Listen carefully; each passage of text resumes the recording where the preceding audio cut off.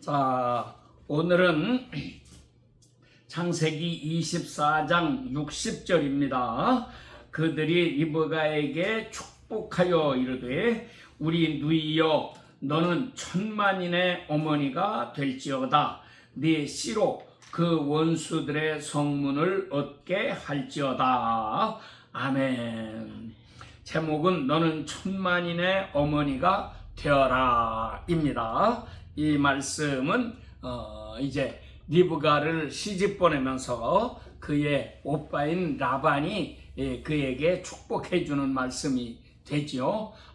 오랜 세월이 지난 후에 이제 리브가가 낳은 아들 에서와 야곱 중에서 야곱이 자기 외갓집을 찾아가서 라반 밑에서 일을 하게 됩니다. 이렇게 해서 오래 일하는 이런 게 되는데 그거는 이제 한참 훗날의 이야기고, 오늘 이 말씀에서 라반은 자기의 누이 동생을 먼 곳으로 이렇게 시집 보내는 이런 일을 하면서 그에게 축복을 해 주었다. 이것이 중요한 것입니다. 그래서 우리 성경에 보면은 아버지가 세상 떠나기 전에 아들에게 축복해 주는 것이 나오지요.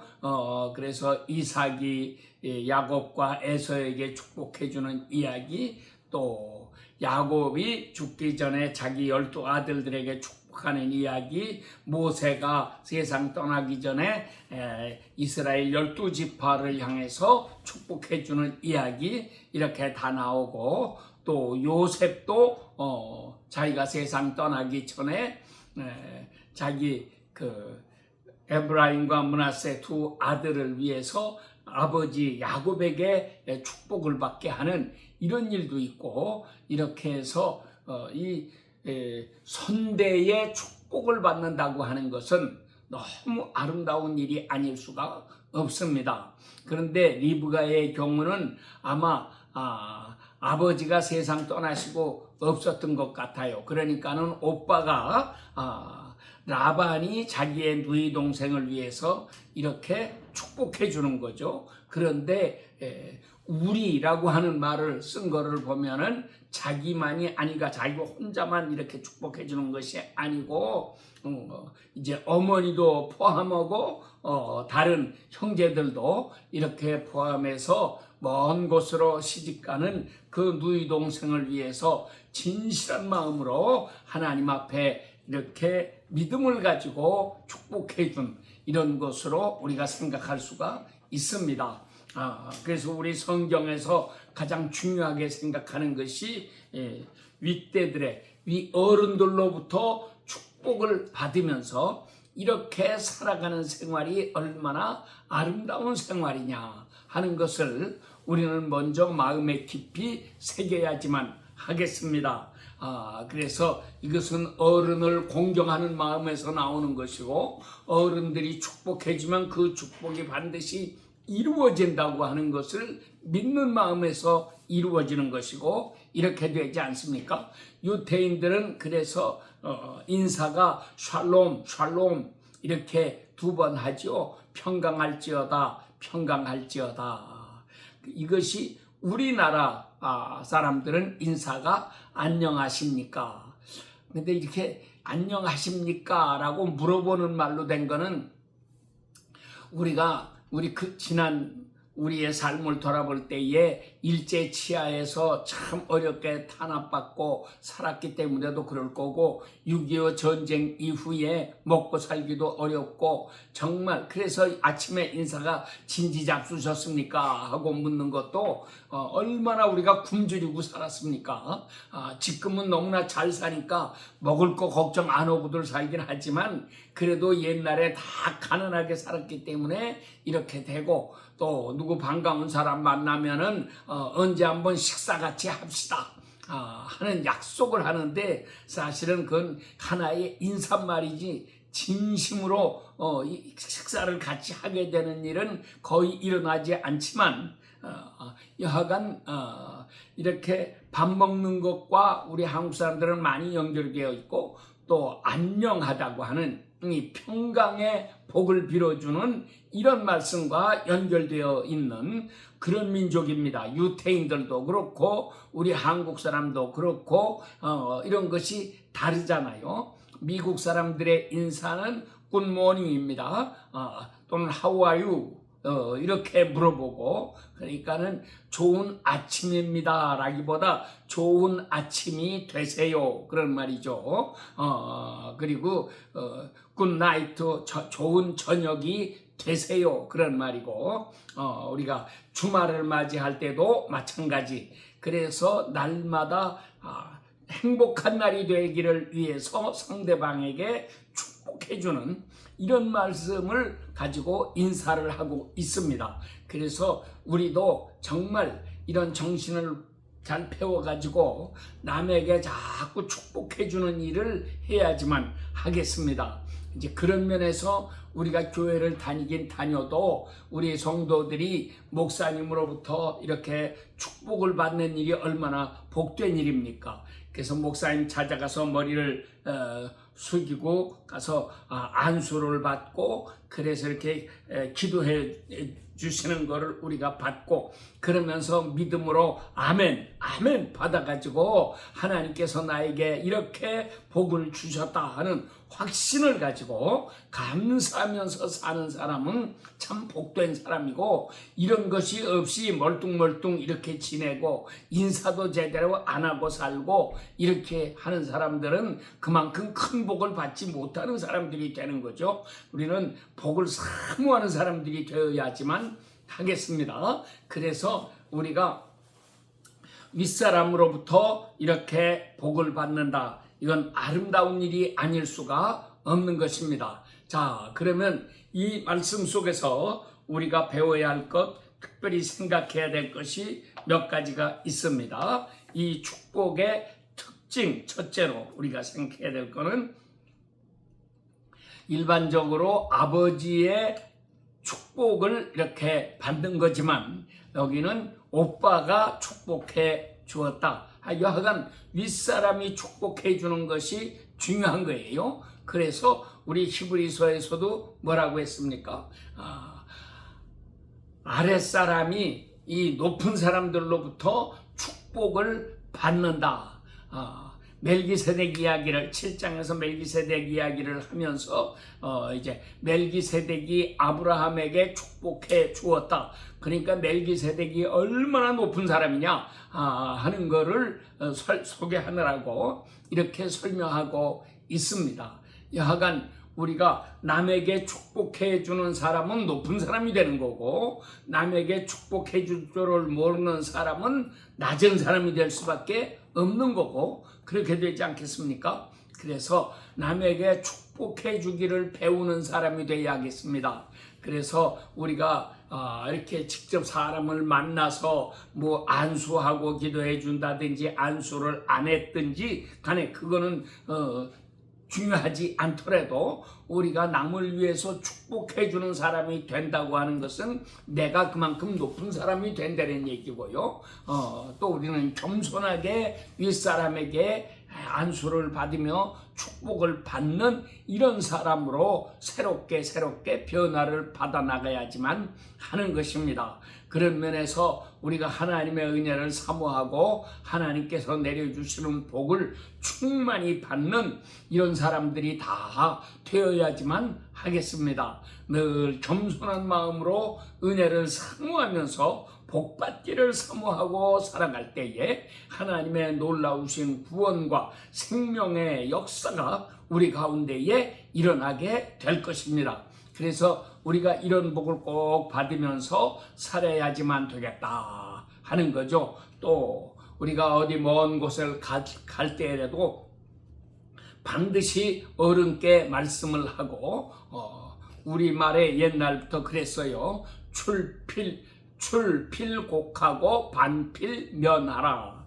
한자로는 고할 고자인데 읽을 때는 곡이라고 읽는다 그래요. 그런데 나갈 때는 반드시 먼저 고하고 나가고, 어른께 어디 가겠습니다, 어디 다녀오겠습니다, 이렇게 인사하고 가고, 갔다 왔으면은 잘 다녀왔습니다, 어디에 갔다 왔습니다 하고 반드시 보고를 하고, 이것이 우리의 예의입니다. 우리 한국 사람들은 옛날부터 이렇게 다 가르쳤어요. 그래서 우리가 이 어른들을 섬기는 이 자세가 이렇게 돼야 하는데, 이것은 이 인간 어른들에 대해서만이 아니라 우리가 주님을 섬기는 데 있어서도, 주님은 다 아시지만 그럼에도 불구하고 우리가 주님 앞에, 주님 나 지금 어디에 갑니다, 주님이 인도해 주세요, 주님께서 모든 일에 복을 내려 주세요, 내가 이러이러한 일로 누구를 만납니다, 약간 하루하루의 삶의 모든 것을 이렇게 하나님 앞에 고하면서 은혜를 사모하고 은혜를 간구하면서 살아가는 사람은 지혜로운 사람이고 복받는 사람이 되는 것입니다.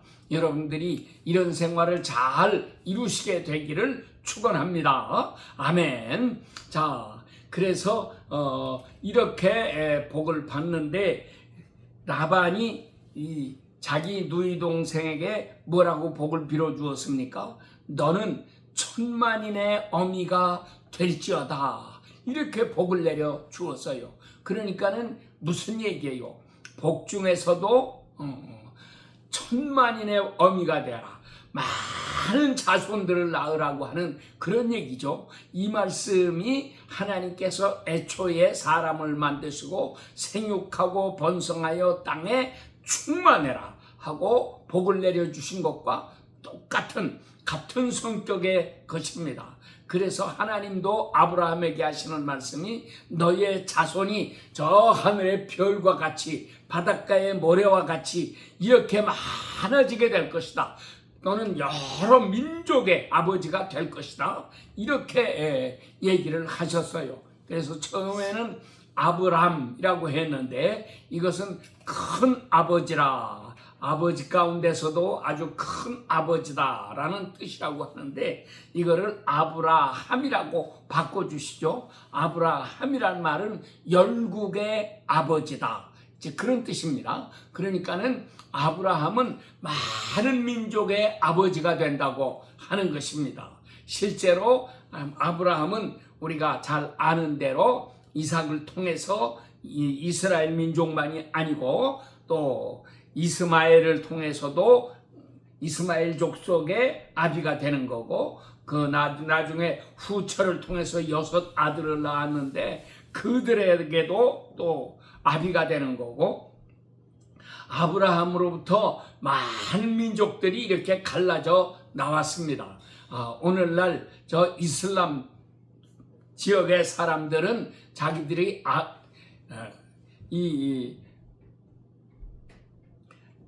모두가 아브라함의 자손이라고 그러잖아요. 그 사람들도 다 아브라함의 자손이라고 이렇게 얘기하고, 우리는 모리아산 제단에 이삭을 제물로 바쳤다고 성경에 있는 대로 이렇게 배우는데, 저 사람들은 이스마엘을 아브라함이 바쳤다고 이렇게 믿으면서 거기가 아주, 그래서 이스마엘을 바쳤던 신성한 곳이다 이래가지고 거기에 황금 사원을 지어놓고 이렇게 거기를 성지로 만들어가지고 섬기고 있어서, 유태인들 입장에서 볼 때는 그거 당장 때려 부수고 거기다가 옛날 솔로몬 성전 다시 건축해가지고서 이렇게 하나님을 섬기고 싶은데, 그렇게 했다가는 큰 전쟁이 터지게 생겼으니까 지금 그거를 못하고 있는 이런 가운데 있지만, 여하간 많은 민족의 아버지가 되라고 하는 건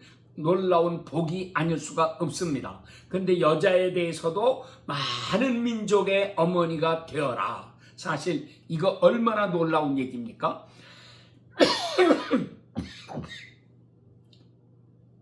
그런데 많은 민족의 어머니가 되는 거는, 리브가가 아들을 막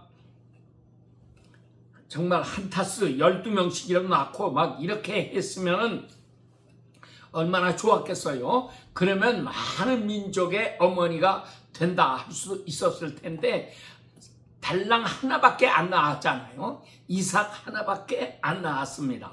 그러니까는 하나님의 약속은 어떻게 보면은 안 이루어지는 것 같아요. 뭐가 잘못된 것 같아요.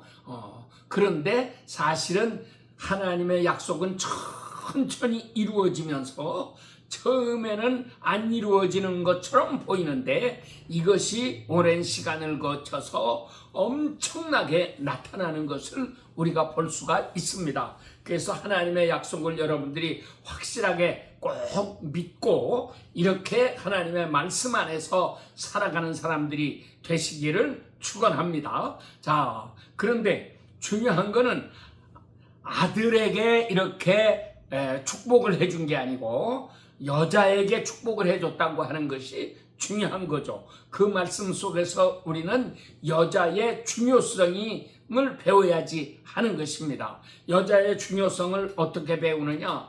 원래 하나님은 아담을 만드시고 하와를 만드셨어요. 그런데 죄를 누가 지었느냐? 하와가 먼저 선악과를 따먹는 죄를 짓고 아담도 죄를 짓도록 이렇게 같이 끌어들여서 죄를 짓게 만들고 그래서 온 인류가 결국 타락하고야 말았습니다.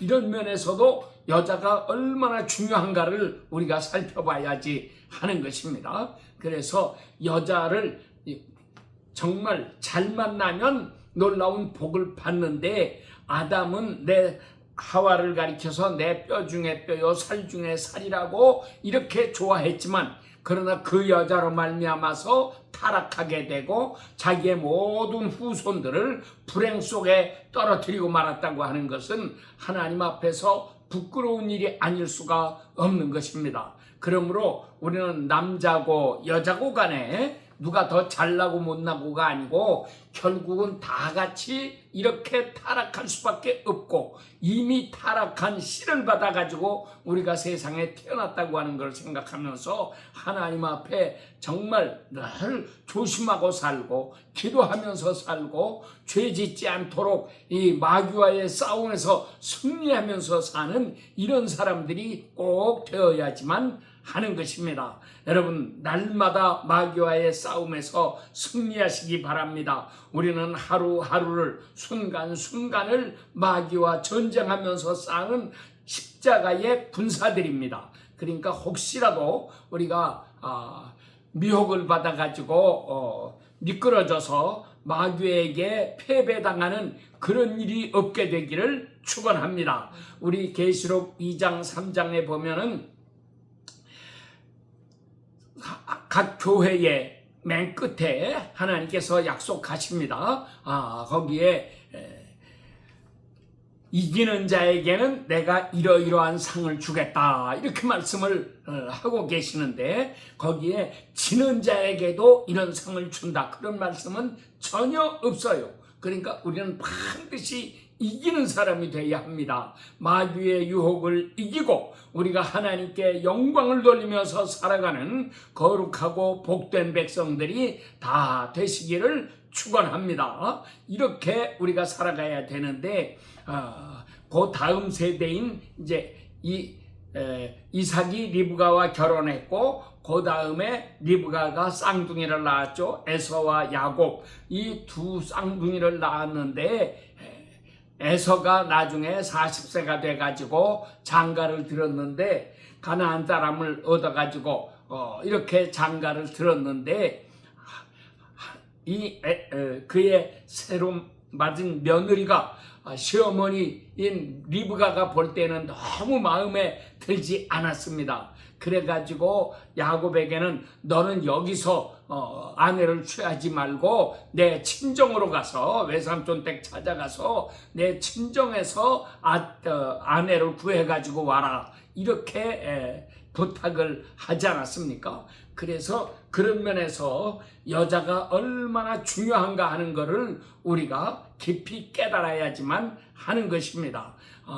그래서 하나님의 역사는 이 여자를 이렇게 중요하게 보십니다. 그래서 그 현재 나타나는 그 모습으로 얼마나 훌륭하고 똑똑하고 많이 배우고 인물 좋고 하느냐 하는 그런 것에 중점을 두고 보시는 것이 아니고 주님께서는 그의 성품을 보시고 그의 속에 있는 믿음을 보시고 그의 장래를 보시고 이렇게 택하셔서 쓰시는데, 우리가 이렇게 하나님 앞에 훌륭하게 쓰임받는 경건하고 훌륭한 믿음의 사람들이 되어야지만 하겠습니다. 잠언서는 인류의 지혜의 책입니다. 솔로몬이 이 잠언서를 썼다고 말씀하는데, 자기가 쓴 잠언도 있고 과거에 선조들이 물려준 그런 그 잠언도 있고 해서 이런 거를 다 모아서 썼는데, 맨 마지막 장인 31장은 르무엘 왕이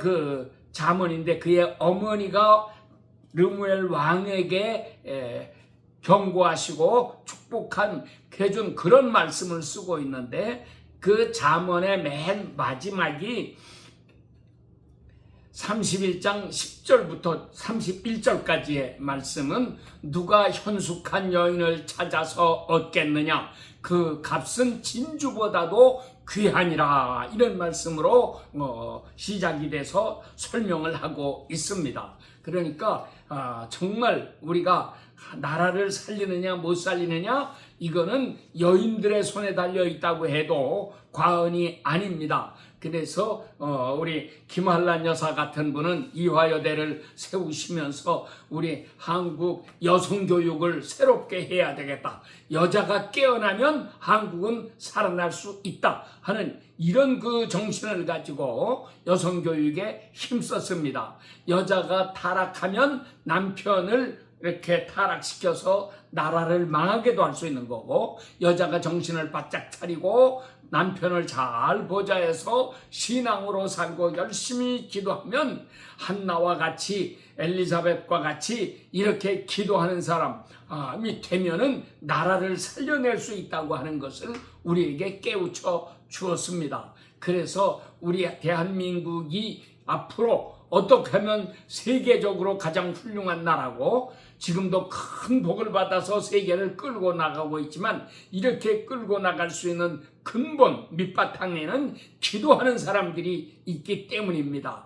그래서 우리가 다 기도로 승리하는 복된 백성들이 되어야지만 하겠습니다. 그런데 우리 성경에는, 신약 성경에 이렇게 넘어오게 되면 첫 장부터 아브라함과 다윗의 자손 예수 그리스도의 계보라 그러면서 예수님의 족보를 쭉 설명하는데, 거기에 여자들이 5명이나 이렇게 나타나고 있지 않습니까? 그런데 그 5명이라고 하는 것이 세상적으로 볼 때에 공부를 많이 했다거나 인격적으로 아주 훌륭한 사람들이었다거나 또는 아주 미인으로 이름을 날린 사람이라거나 이런 면에서 여자들을 말씀을 하고 있는 게 아니고, 어떻게 보면은 참 좀 부끄러운 사람들일 수가 있어요. 이런 사람들의 이름이 5명이나 마태복음 1장에 이 예수님의 족보에 나타나고 있다고 하는 사실을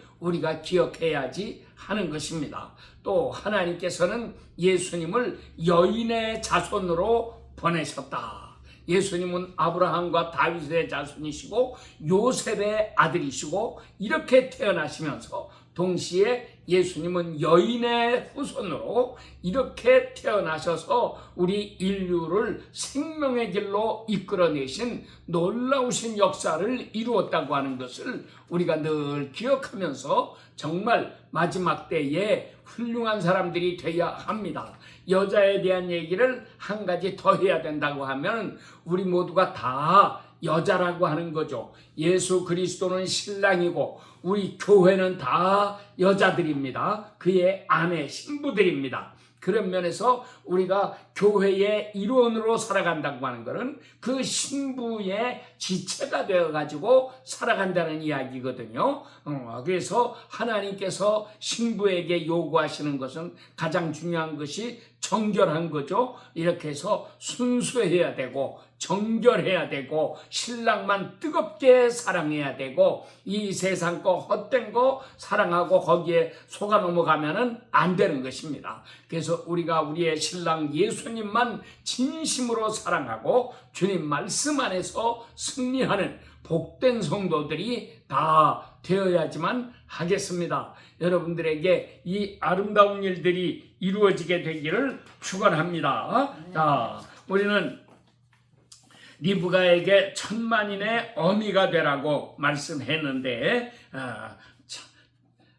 겉으로 볼 때는 천만인의 어미는커녕 아들을 둘도 낳지 못하고 겨우 하나 낳았고 그나마도 아주 오래돼서 40살 이삭이 40살에 결혼을 해가지고 무려 20년 동안이나 자식을 못 낳다가 20년 만에 겨우 이렇게 아들을 낳지 않습니까? 둘을 낳았는데 하나는 에서와 또 하나는 야곱. 에서는 그렇지만 육신에 속한 자라 버림받은 자가 된 거고 야곱이 영에 속한 사람으로 하나님께 택함받은 자가 되어서 하나님 앞에 귀하게 쓰임받는 이 하나님의 선민의 계보를 잇는 이런 사람이 되었습니다. 그래서 우리가 이 리브가의 일생을 이렇게 살펴보면서 천만인의 어미라고 하는 것이 처음부터 자손을 많이 낳아서 되는 게 아니고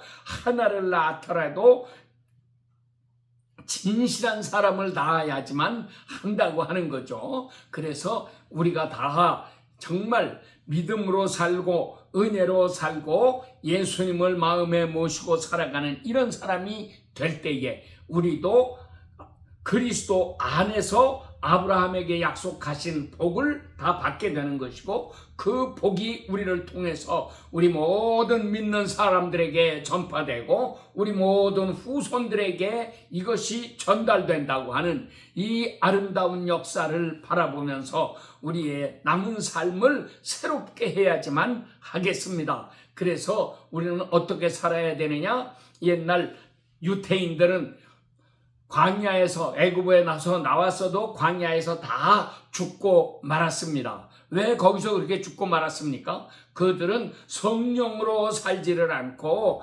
하나님의 말씀을 율법을 받았어도 말씀을 마음에 새기고 주님을 사랑하면서 지키지를 않고 범사에 불평불만하고 혈육을 따라서 살아가다가 결국 그렇게 망하고야 말았던 것입니다. 그러니까 오늘의 우리들은 예수님을 섬기는 사람들입니다. 그래서 정말 하나님의 말씀을 마음에 새기고 살고 성령의 충만함을 받아가지고 살고 진리로 살아서 주님과 동행하는 기쁨과 감격을 가지고 하나님의 뜻을 이루어 나가는 복된 성도들이 되어야지만 하겠습니다. 주님께서 오늘도 여러분들 모두에게 넘치는 은혜로 큰 복을 부어주시기를 축원합니다. 아멘.